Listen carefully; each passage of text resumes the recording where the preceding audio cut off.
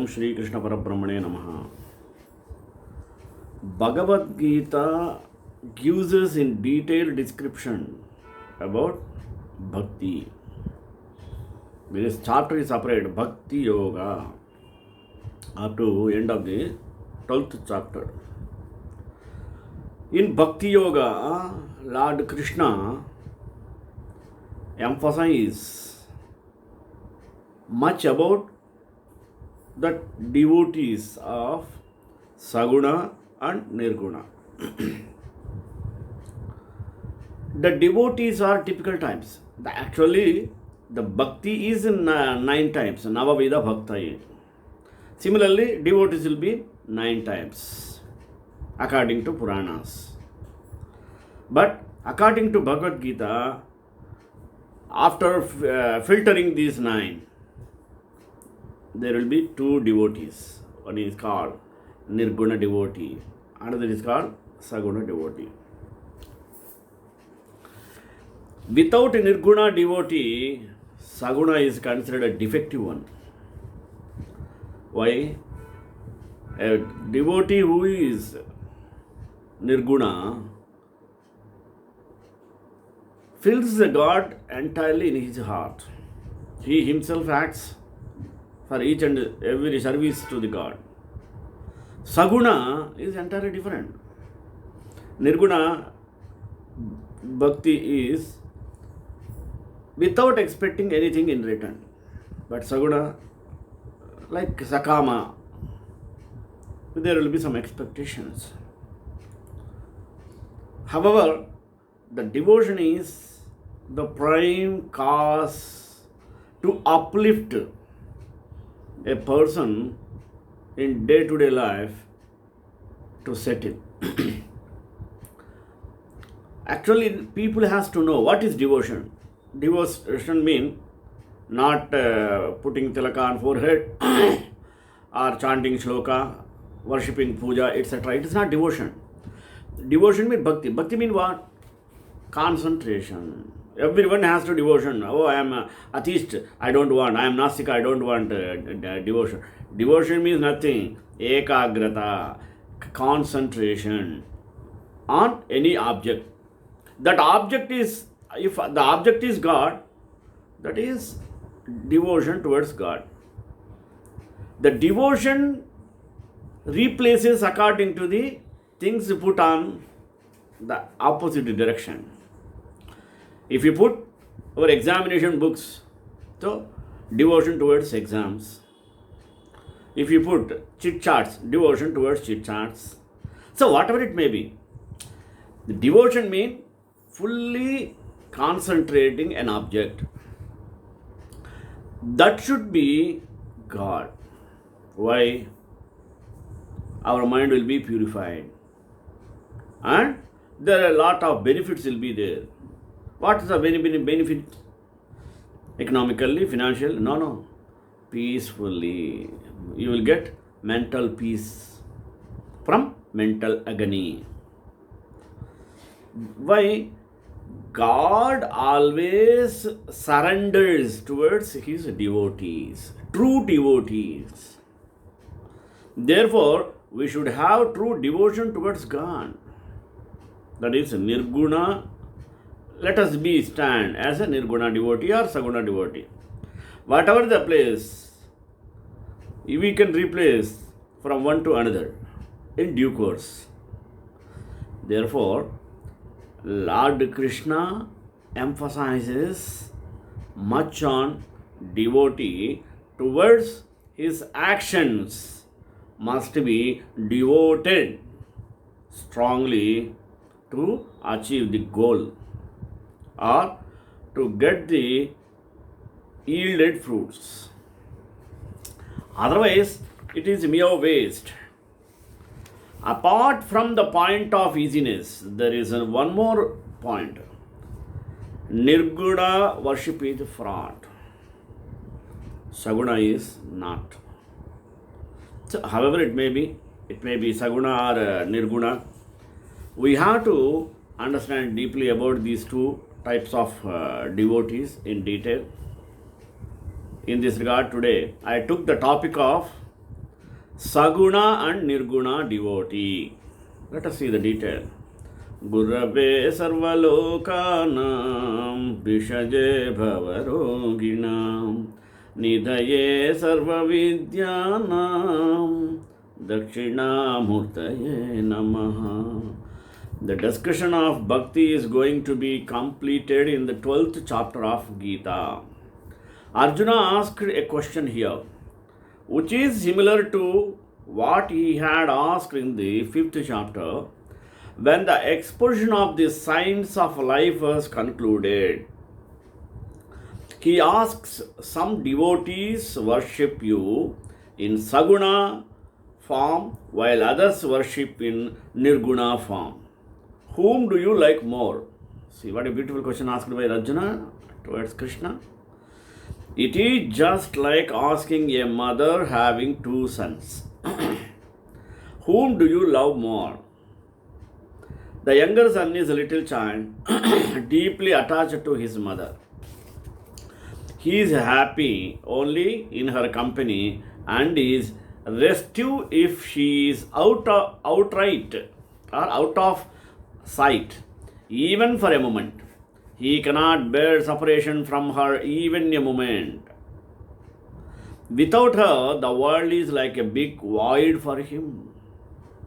The elder son too is full of love for the mother, but he is grown up and mature.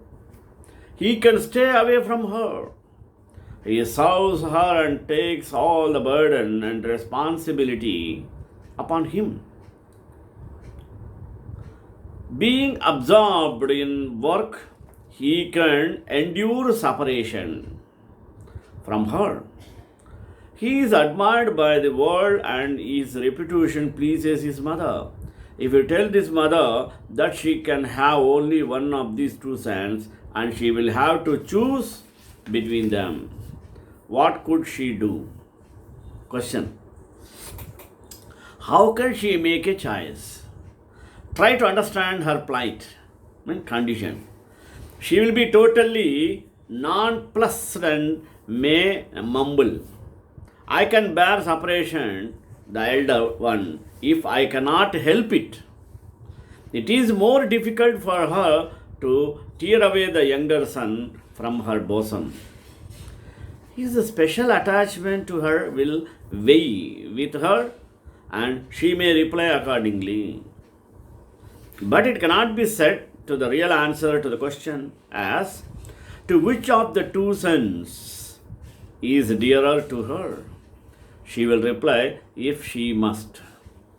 But it would not be proper to take her words literally. The Lord has been put exactly in the same predicament. Arjuna asks the Lord, O Lord, one of the two devotees love you deeply or madly. His mind is riveted on you. His eyes long to see you. His ears are eager to hear your praise. His hands yearn to serve and worship you. The other one is self-reliant. He has controlled his senses and is ever absorbed in worshipping for the well-being of all. Engaged in selfless service of the society day and night. He does not even seem to remember you. He has realized oneness with the entire creation. Out of these two, whom do you love more? The Lord has replied exactly like the mother. Lord says, I love the farmer, the Saguna Bhakta, and the latter too is mine. The Lord is clearly on the horns of a dilemma. He has somehow given a reply just for the sake of replying. The question of choice between Saguna and Nirguna is similar. The Saguna devotee serves the Lord through his organs, whereas the Nirguna devotee thinks of the God or thinks good of the world, entire world. The farmer appears absorbed in outward service, but his mind is absorbed in the contemplation of the Lord. The latter does not appear to be rendering any concrete service, but he is certainly rendering a great service from within. Which one of these two devotees is superior? These two types of devotees may appear outwardly different, but they are intrinsically one and the same. Both of them are dear to the Lord, but Saguna Bhakti is easier. The answer given here is similar to the one given in the 5th chapter. Saguna is easy and safe. In the yoga of Saguna Bhakti, organs can be directly employed. The organs could either be help or hindrance or both. Whether they save or destroy depends on the way we look at them. Suppose a man's mother is on the deathbed and he wants to meet her, but there is a distance of 15 miles between them. There is no motorable road. There is only a narrow trail that passes through a jungle. Now, in this situation, is a trail a means or a hindrance? The man may curse the trail at every step and say, "But for this trail, I'd be at my mother's side this moment." For him, the trail is an enemy. He would walk on it as he must, but he will stamp his feet all along with irritation. If he looks upon it as his enemy and sits down in despair, his supposed enemy will conquer him. But if he walks fast, he will overcome it. Another man may say, "The jungle separates me from my mother. Otherwise, how could I have crossed the forest?" He would consider the trail as a means and walk swiftly along it. He would regard it as a friend and would hence gratitude for it. It is your attitude and outlook which will decide whether the road is a means or a hindrance. This is true about the organs as well. For the Saguna devotee, the organs are the means to realize the Lord. They are like flowers that are to be offered to the Lord. With his eyes, he beholds his form. With his ears, he listens to his praise and his edifying stories. With his mouth, he chants his name. He uses his legs for pilgrimage. For him, they are no longer the means for enjoyment. The flowers are there to be offered to the Lord. One should not put their garland around one's own neck. Likewise, the organs should be used in the service of the God. This is the outlook of the Saguna devotee. But to a Nirguna devotee, the organs appear to be a hindrance. He restrains them, stars them, keeps a watch over them. The Saguna devotee feels no need to do so. He surrenders his organs at the feet of the Lord. Both these are methods of controlling the organs. Whatever be the way, it is imperative to restrain the organs and prevent from the wallowing in the pleasures of the senses. But one way is easier, while the other is difficult. Nirguna devotee is dedicated to the good of all. This is no ordinary thing. It is easier said than done. One who is absorbed in thinking about the good of the whole world can do nothing else. Hence, Nirguna sadhana is difficult. Saguna worship, on the other hand, can be done by anybody according to his capacity. To serve the small village we are born in or to look after our parents is a form of Saguna worship. Such service should, of course, not go against the interests of the world. No matter how small your service is, it will have the character of bhakti if it does not go against the good of others. Otherwise, it will be a sort of attachment. The Saguna worship consists of serving parents, friends, distressed people, and saints, considering them as forms of the Lord and is content therein. It is easy, hence, although both Saguna and Nirguna Bhakti are essentially the same, Saguna is preferable on the ground of relative easiness. Apart from the point of easiness, there is one more point.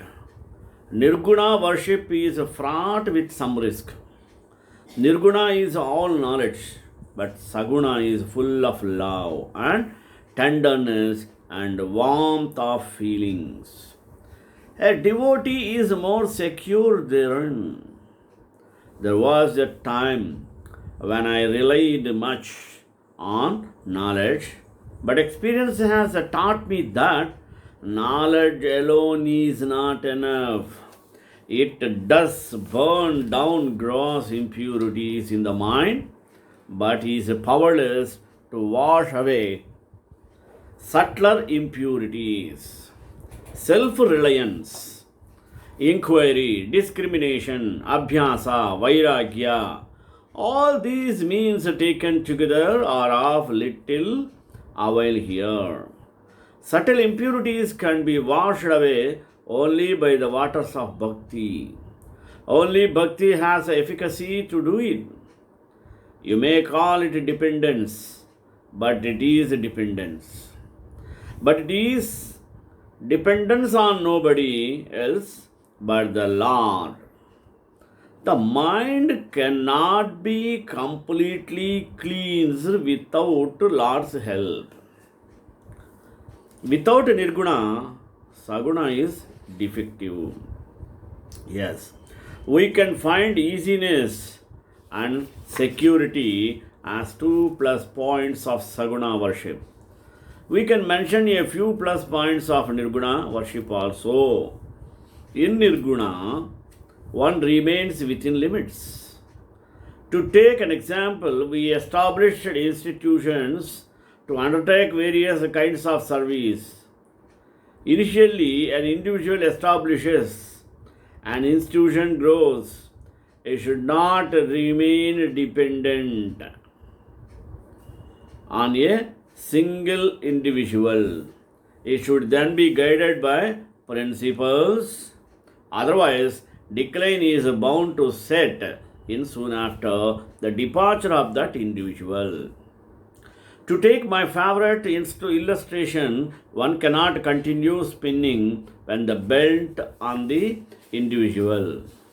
To take my favorite illustration, we cannot continue spinning when the belt on the wheel snaps, nor can the one wind up the yarn already spun. This is what happens to the institution when it loses the key person. It then becomes orphaned. This would not happen if in the institution advances from devotedness to an individual to devotedness to principles. Saguna needs help from Nirguna. One must eventually learn to put oneself from the attachment to preoccupation with individuals and other forms. The Ganga emerges from the Himalayas, from the locks of Lord Shiva, but she does not linger there, leaving that support behind the flows through the hills and the forest to the plains and can therefore benefit the people. In the same way, an institution should be ready to adopt principles is a mainstay in the eventuality of living in the support of the Turkey individual. While constructing an arch, support is given to do it, but the support has to be withdrawn later. If the arch remains firmly in place after the support is removed, the support can be said to have done its work. Saguna is indeed the source of inspiration, but the ultimate culmination must be in Nirguna, in commitment to principles. Self-knowledge must ultimately emerge from the womb of devotion. The plant of bhakti must blossom into the flower of self-knowledge. Lord Buddha had realized this. He therefore prescribed them their fold surrender or threefold surrender. Initially, one may be loyal to an individual, but that loyalty should in due course grow into commitment to principles. If this is not immediately possible, it should at least develop into a commitment to Sangha. Respect for one individual should be replaced by respect for a group of individuals should be replaced generally. If there is no love and commitment for the Sangha, there would be dissensions and conflicts within it. Loyalty to an individual should thus advance to commitment to the community of the like-minded, and from that to commitment to the principles. Buddham sharanam gacchami, Changham sharanam gacchami, Dharmam sharanam gacchami. I take refuge in Buddha, I take refuge in Sangha, I take refuge in Dharma. This is a threefold surrender prescribed in Buddhism. Love for an individual or for a group is shaky. There must eventually be commitment to principles. Then only the institution will be beneficial to the society, even though the initial source of inspiration is Saguna. Saguna must ultimately reach fruition in Nirguna. Saguna becomes defective in the absence of Nirguna. Nirguna keeps Saguna balanced and within bounds, and the latter must be thankful for it. Complementarity between Saguna and Nirguna. Example Ramayana. Saguna is secure and easy, but it needs Nirguna. Saguna should, in fact, grow and eventually blossom into Nirguna, into devotion to principles. Nirguna and Saguna are not opposed to each other. In fact, they complement each other. One must advance from Saguna to Nirguna. And Nirguna also needs the warmth of Saguna to remove subtle impurities from the mind. They thus enrich and gain luster from each other. Both these types of bhakti are beautifully depicted in the Ramayana. We find the first in the Ayodhya Kanda, and they have been described extensively throughout the rest of the Ramayana. Bharata, Rama's brother, is an example of a Nirguna devotee, and Lakshmana, another brother, is an example of Saguna devotee. The nature of Saguna Bhakti and that of Nirguna Bhakti will be clear from their examples. Okay. When Rama set out for the forest, he was not ready to take Lakshman with him. He felt that there is no ground for taking him along. He told him, I am going to the forest at the behest of our father. You should stay at home. If you accompany me, our parents would be more disconsolate. Serve them and the people. If you are with them, I shall be free from any worries. Be my representative here. Do not be worried about me. Going to the forest is not a matter of misfortune. We can visit the ashrams of the sages. Rama thus tried to dissuade Lakshmana from his resolve. But Lakshmana cut short all the arguments in one stroke. Tulsi Das has pictured this incident vividly. Lakshmana says, "You are explaining to me the path of duty prescribed by the scriptures. I should certainly follow it, but I should not be able to bear the burden of princely duties. I am not competent to be your representative. I am just a child." दीन ही मोही सिकनी की गुसाही लागी अगम अपने कदराई नरवर धीर धर मधुर धारी निगम नीति के ते अधिकारी माय शिशु पब सन्नेह प्रतिपाला मंदर में रुकिले हिमराला. Can a swan lift up the mountains? O Rama, I have been nourished on your love. Please tell about princely duties to somebody else. I am only a child. Thus he put a stop to the discussion. Just as a fish cannot live upside water, Lakshmana could not live without Rama.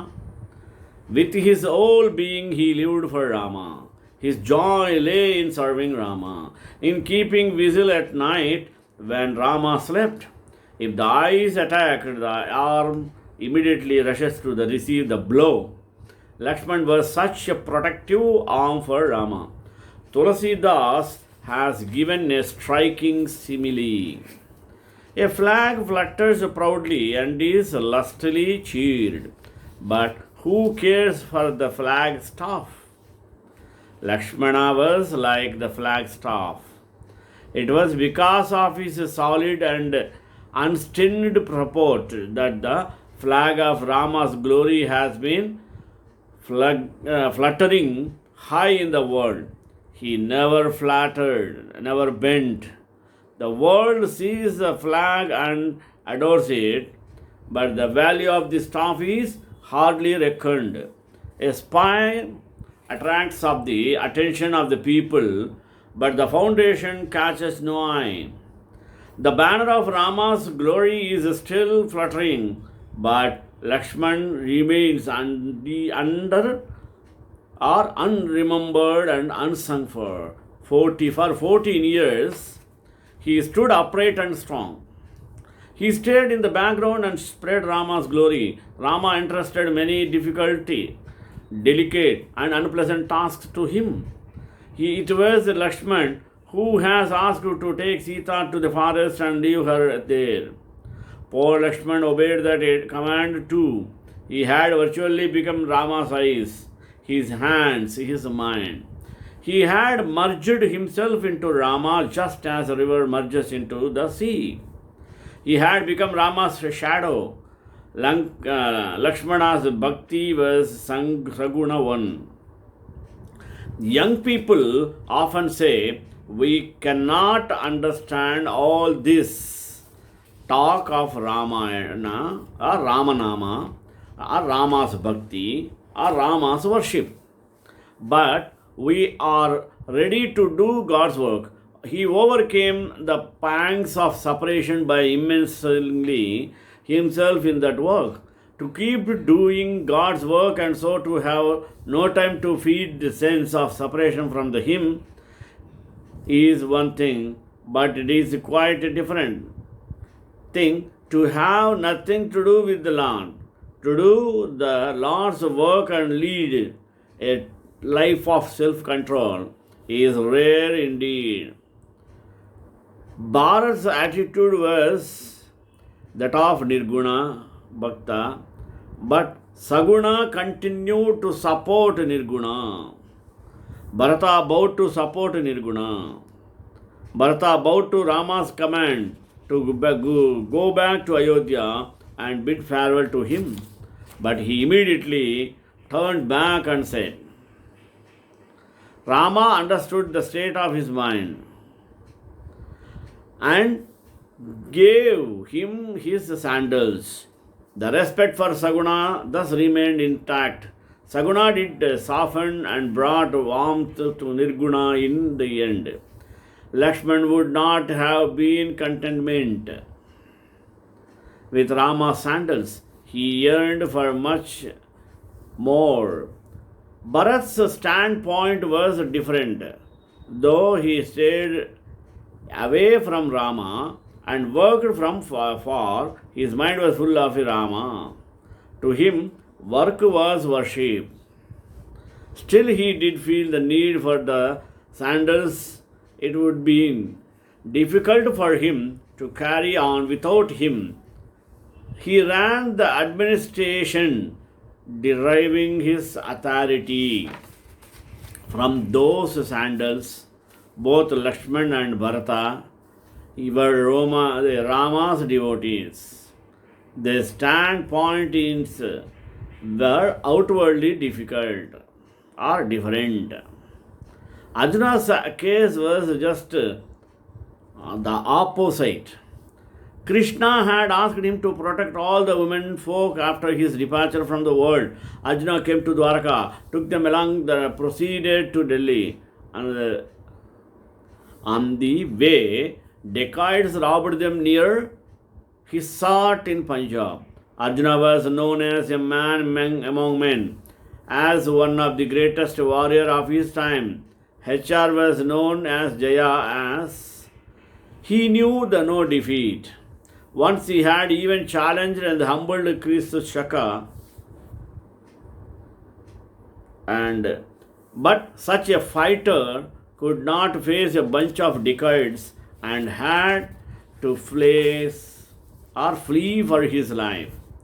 Krishna's departure from this world had affected him so deeply that he had as if lost all his vitality and strength. He had become a shadow of his fortune himself. Thus Arjuna, the Nirguna devotee, was overwhelmed with separation from Krishna in the end. His Nirguna ultimately gave way. All his activity came to a standstill. His Nirguna had the experience of the value of Saguna in the end. Thus Saguna has to go into Nirguna. Nirguna has no go into Saguna. They complement each other. श्रीकांताय कल्याण निधे निधेतराम श्री वेंकटनिवासाय श्रीनिवासाय मंगलम मंगलाशासनमय मदाचार्य प्रभु में सर्वेश पूर्वे आचार्य सत्कृतायास्तु मंगलम.